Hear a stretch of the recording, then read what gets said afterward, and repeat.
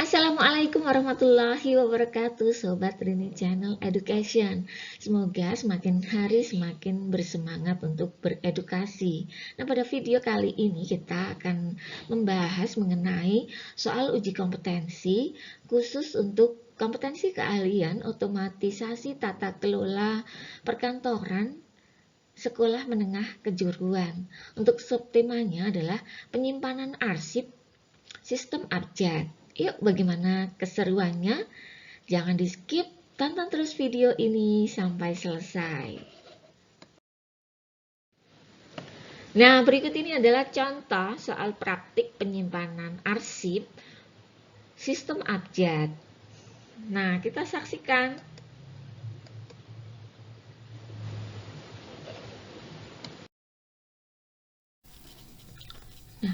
Langsung saja, ketika kita mendapatkan soal praktek, yang harus kita pahami betul adalah petunjuk umum yang pertama. Di sini dijelaskan bahwa posisi Anda saat ini adalah Sekretaris Kantor PT Winarupati Pratama, sebuah perusahaan properti yang beralamat di Jalan MT Haryono, KM 3 nomor 127 Yogyakarta, dan seterusnya. Pimpinan Anda bernama Arya Nurdava. Nah, untuk identitas ini kalian harus pahami, karena ini nanti dalam praktek kearsipan sangat penting peranannya. Jadi PT Winarupati Pratama adalah perusahaan kita. Lanjut, dokumen soal ujian praktek ini terdiri dari satu pekerjaan, yaitu mengelola arsip dan seterusnya. Kita lanjut saja langsung. Nah, petunjuk berikutnya adalah di meja Anda terdapat 5 surat masuk dan 8 surat keluar. Catatlah surat-surat yang ada dalam buku agenda. Arsip surat tersebut sesuai dengan SOP. Nah, dalam hari ini, sesuai dengan judul video kita kali ini, kita akan melakukan kegiatan mengarsip dengan menggunakan sistem abjad. Jadi kita menggunakan sistem abjad. Seperti yang kita ketahui bahwa sistem abjad berarti menggunakan kode abjad sebagai kode penyimpanannya. Alur kegiatannya mempersiapkan alat dan bahan. Surat masuk diterima 2 hari dari tanggal surat. Catat surat tersebut ke dalam buku agenda, surat masuk dan surat keluar yang telah disediakan. Nah, ini ya, kita langsung saja ke soalnya untuk menyingkat waktu. Nah, kita ke soal yang pertama. Kami mengingatkan lagi bahwa sistem yang akan kita pakai adalah sistem abjad. Artinya kita menggunakan kode berupa abjad untuk penyimpanannya.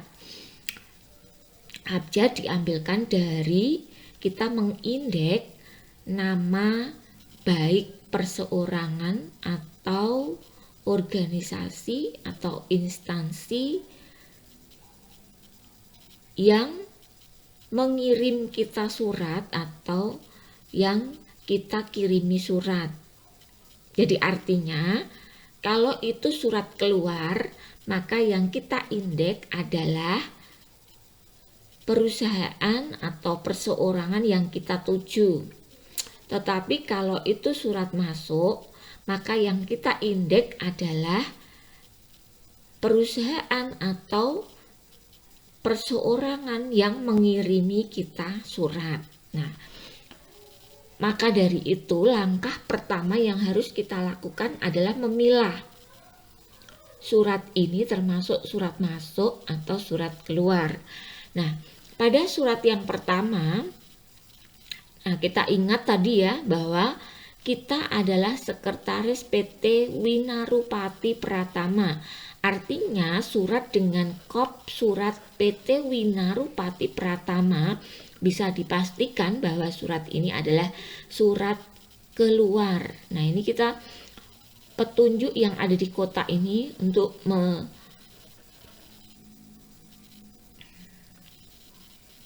menandai saja bahwa ini adalah termasuk surat keluar. Kemudian kalau ini adalah tanggal pengagendaan, jadi tanggal pencatatan dalam buku agenda. Karena ini termasuk surat keluar, maka surat dicatat pada hari yang sama ketika surat tersebut keluar. Nah, kalau ini adalah kode arsipnya. Tadi ya sudah disampaikan di awal bahwa pengkodean berasal dari perusahaan atau tempat dari mana surat itu berasal atau surat itu kita tuju. Nah, di sini kita menemukan PT Tiranda Buana yang diindeks dengan Tiranda Buana PT dan kodenya kita ambil 2 huruf di depan yaitu TI. Jadi untuk Tiranda Buana PT maka kodenya adalah TI. Kita lanjut ke surat berikutnya. Nah, ini masih sama kopnya PT Winaru, berarti surat keluar. Tanggal pencatatan suratnya adalah sama dengan tanggal surat dan kode arsipnya adalah dengan mengindeks PT Jayatama Alam menjadi Jayatama Alam PT, berarti kodenya kita ambil 2 huruf di depan yaitu JA. Biar hafal, kita lanjut dulu. Nah, ini juga surat ketiga sama, termasuk surat keluar. Tanggal penyimpanannya atau tanggal catatnya adalah 16 Maret 2027 dan kodenya adalah UM. Nah, kita lanjut lagi. Masih sama, ini adalah surat keluar, tanggalnya 18 Maret 2021, kodenya adalah RA. Nah, mudah ya membedakan surat masuk dengan surat keluar. Kita harus paham dulu, kita perusahaannya mana. Nah, maka yang diindeks adalah untuk siapa surat itu kita tuju, atau kalau suratnya surat masuk maka dari mana surat itu berasal, itulah yang kita indeks. Kita lanjut lagi. Nah, ini juga sama, termasuk surat keluar, tanggal pencatatan 20, kodenya adalah PA. Lanjut lagi. Ini juga sama, surat keluar tanggal 21 Februari. Ini Bank Mini diindeks jadi mini bank, maka kodenya adalah MI. Nah, kemudian ini sama, surat keluar tanggal pencatatan 24, kemudian kodenya adalah KE atau Kembayan Reksa. Nah, kemudian lanjut lagi ya, sama ini ya. Kita lanjut lagi, sama ya, ini surat keluar tanggal catat 1 April, kodenya TR. Lanjut lagi. Nah, kalau ini berarti bukan surat keluar tapi surat masuk. Nah, kalau surat masuk, ini surat kita tandai dengan M, berarti surat masuk.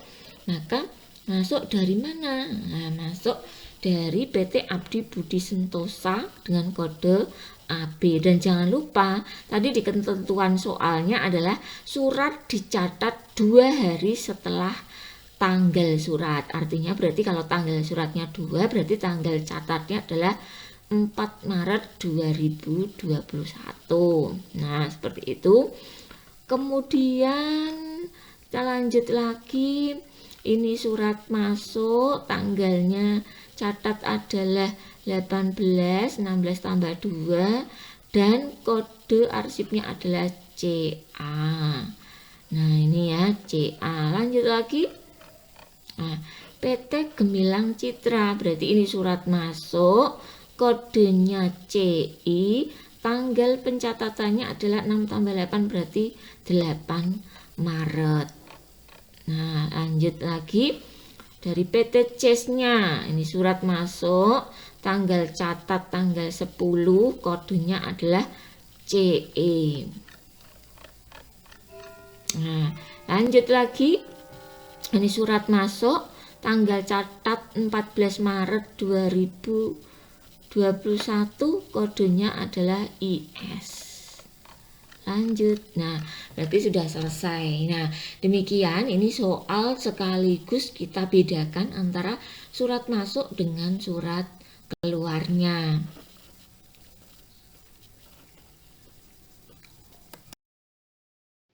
Nah, langkah berikutnya adalah pengisian buku agenda sesuai dengan format dan sistem yang digunakan.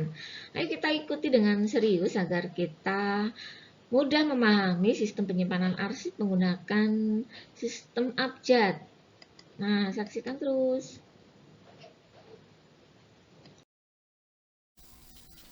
Nah, dalam penyusunan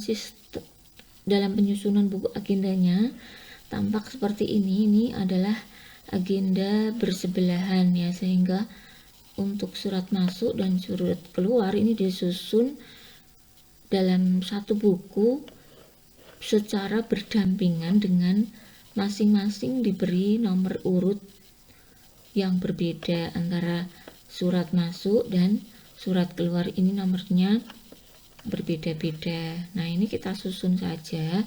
Dalam menyusun tentu saja harus dimulai dari tanggal pencatatan terkecil. Nah, ini bisa kita saksikan ya, untuk surat keluar tanggal catat dan tanggal verbalnya itu sama. Untuk pengkodeannya ini PT Tiranda Buana, kodenya TI dan seterusnya. Nah, ini untuk surat masuk dimulai dari PT Abdi Budi Sentosa, ini tanggal 2 Maret tanggal suratnya, kemudian pencatatannya dalam buku agenda itu 4 Maret, karena tadi untuk kita sesuaikan saja, tadi di soal tanggal pencatatan adalah 2 hari setelah tanggal surat. Nah, ini kita masukkan satu demi satu, kita urutkan sesuai dengan urutan tanggalnya. Nah, yang perlu diingat ini ya, untuk surat masuk diberi selisih 2 hari, sedangkan untuk surat keluar ini sama. Kemudian kodenya kita ambil tadi ya, ini Abdi, CI, CE, Istana Gerak, IS dan seterusnya. Nah, demikian sampai selesai. Jadi tadi ada 7 surat keluar dan 5 buah surat masuk. Ini sudah sesuai dengan memang soal tadi. Nah, demikian.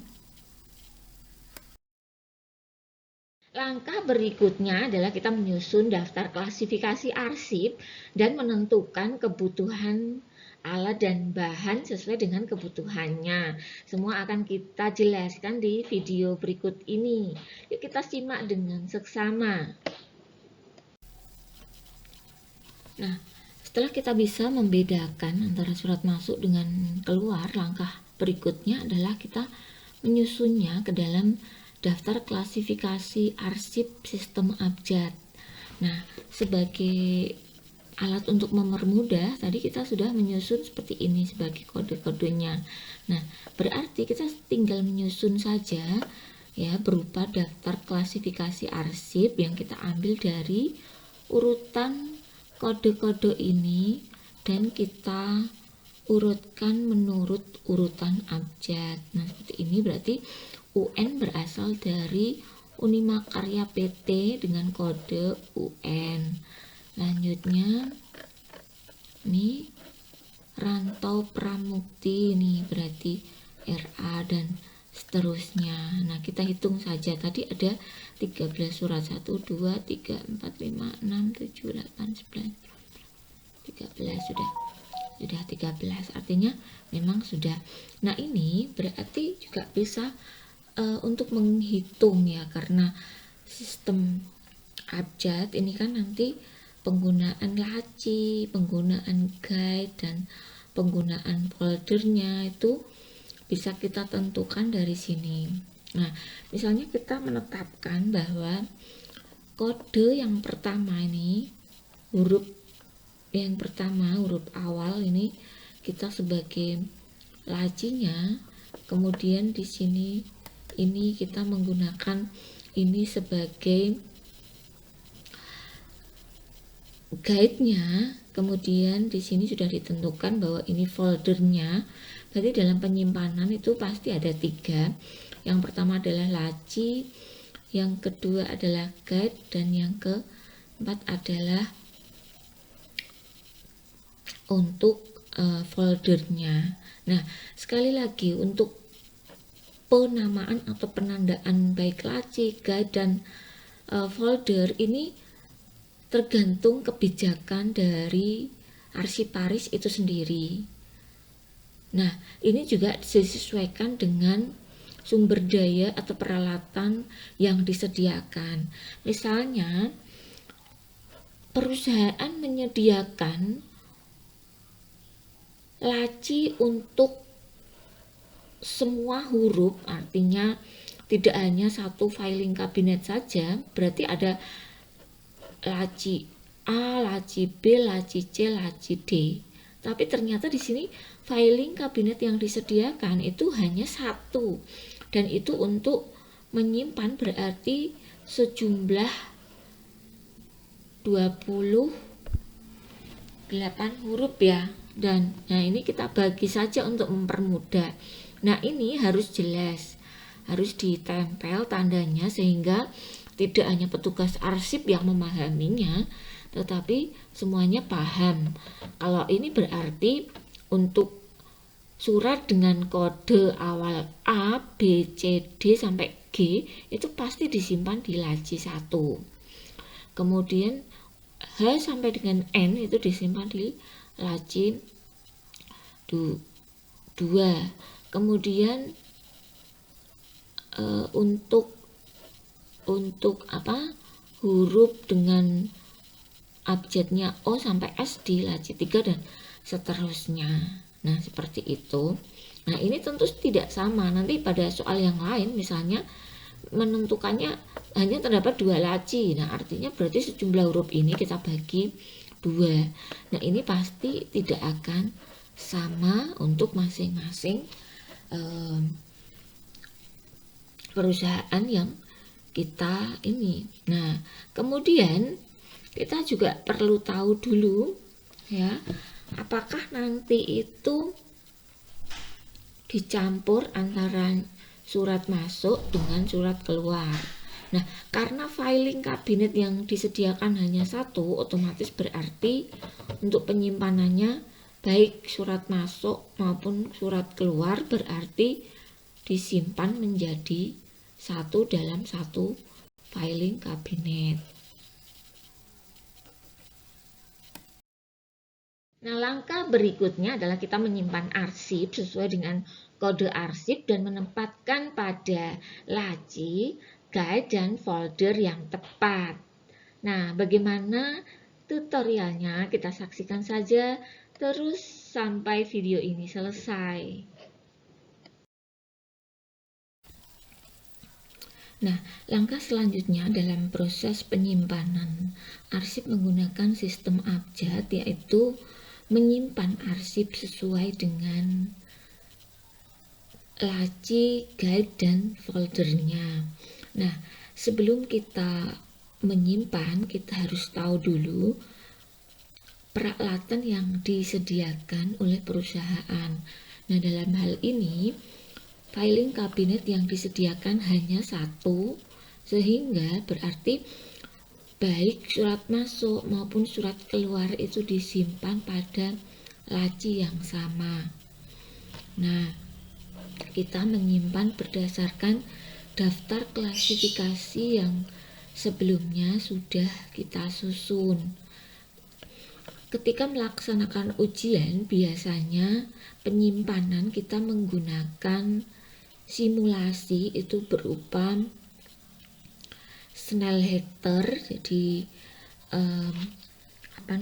map yang di situ ada 2 lubang penjepit untuk menyimpan file-filenya ya, sebagai tempat menyimpannya. Kemudian untuk sekat-sekatnya itu menggunakan HVS warna. Nah, karena seperti itu, maka kita pun juga nanti membuat simulasinya untuk yang sama. Misalnya ini, berdasarkan ini kita bisa menghitung kebutuhannya. Nah, ini berarti kita membutuhkan, ini laci ya, ini laci, ini guide, kemudian ini foldernya, berarti kita butuh 1, 2, 3, 4, 5, 6, 7, 8, 9, 10 laci, kemudian ada 13 guide dan 13 folder. Nah, ini biasanya disusun itu dibedakan warnanya, jadi seperti ini. Nah, kalau berdasarkan data itu tadi, maka laci 1 itu seperti ini. Nah, ada laci 1. Jadi laci itu karena yang disediakan almarinya hanya 1, maka laci 1 itu untuk menyimpan dari mulai surat dengan kode penyimpanan A, B, C, D, E, F, G, semuanya terletak di laci 1.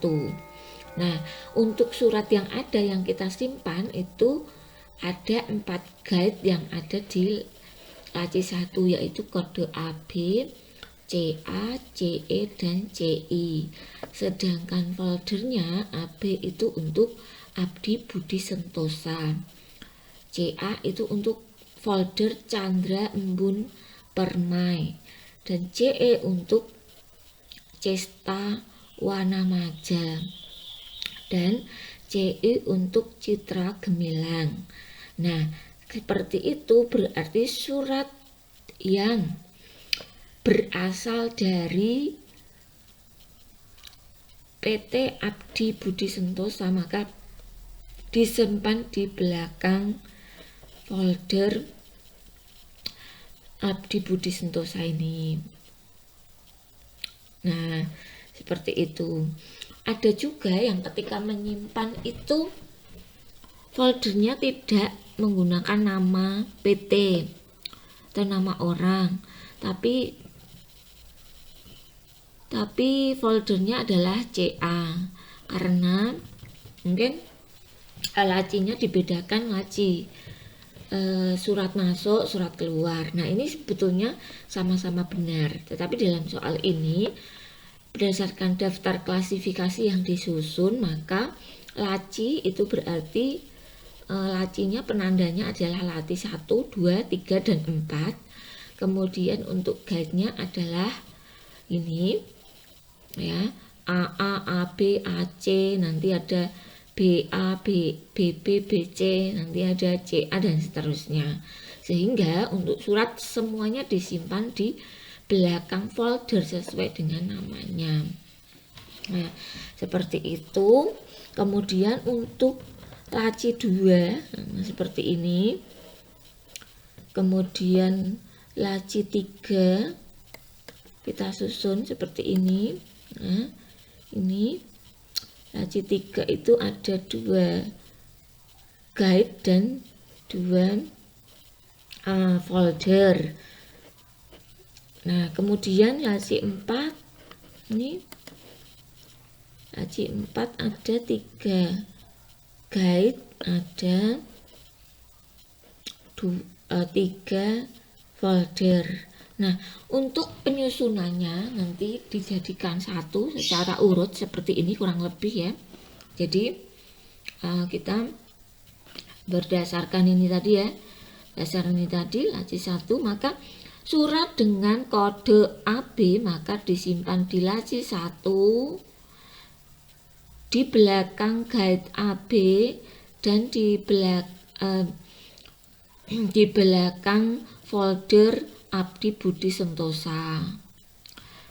Surat dengan kode KE misalnya Kembolian Reksa berarti dia disimpan di laci 2 guide KE di belakang folder Kembangan Reksa. Jadi menyimpan suratnya itu di belakang folder masing-masing. Nah, ini nanti dijadikan satu, kemudian disusun di Snellhector. Nah, sudah selesai. Kalau seperti ini berarti penyimpanan menggunakan sistem abjad ini sudah bisa kita selesaikan. Nah, dengan catatan berarti perusahaan hanya menyediakan satu filing kabinet dengan 4 laci, sehingga penyusunannya seperti ini. Antara surat masuk dan surat keluar juga dijadikan satu. Nah, kemudian ini klasifikasi arsipnya. Kemudian ini juga contoh dari form buku agendanya tadi. Nah, seperti itu. Karena ini sistem buku agenda, maka kode arsipnya adalah berupa abjad sesuai dengan sistem penyimpanannya. Nah, mudah-mudahan semuanya sudah jelas ya, sehingga menjadi jelas. Nah, kalau sudah jelas saya cukupkan sekian. Jadi kurang lebih nanti susunannya seperti ini. Susunan yang pertama ada daftar klasifikasi, laci 1, laci 2, laci 3, laci 4. Nah, seperti itu penyusunannya. Nah, bagaimana nih? Setelah menyaksikan video sampai tuntas, apakah kalian sekarang sudah memahami cara penyimpanan arsip sistem abjad? Nah, apabila belum jelas, bisa kalian tulis di kolom komentar. Nanti, apabila kalian beruntung, kita akan membuat jawabannya dengan kita gunakan sebagai tema-tema dalam video berikutnya. Nah, seperti biasa, jangan lupa untuk kalian yang sudah menyaksikan video ini dan menyukai video ini, untuk jangan lupa membubuhkan komen, like, dan juga share link ini kepada orang-orang terkasih Anda. Teman-teman kalian, sahabat kalian, tetangga kalian, saudara kalian, agar teman-teman kalian bisa juga menyaksikan atau ikut mempelajari tema video kita kali ini. Terus dukung Rini Channel Education agar kita semakin hari semakin bersemangat untuk membuat video-video pembelajaran untuk kalian semua. Terima kasih untuk selalu menyaksikan video-video dari Rini Channel Education. Assalamualaikum warahmatullahi wabarakatuh.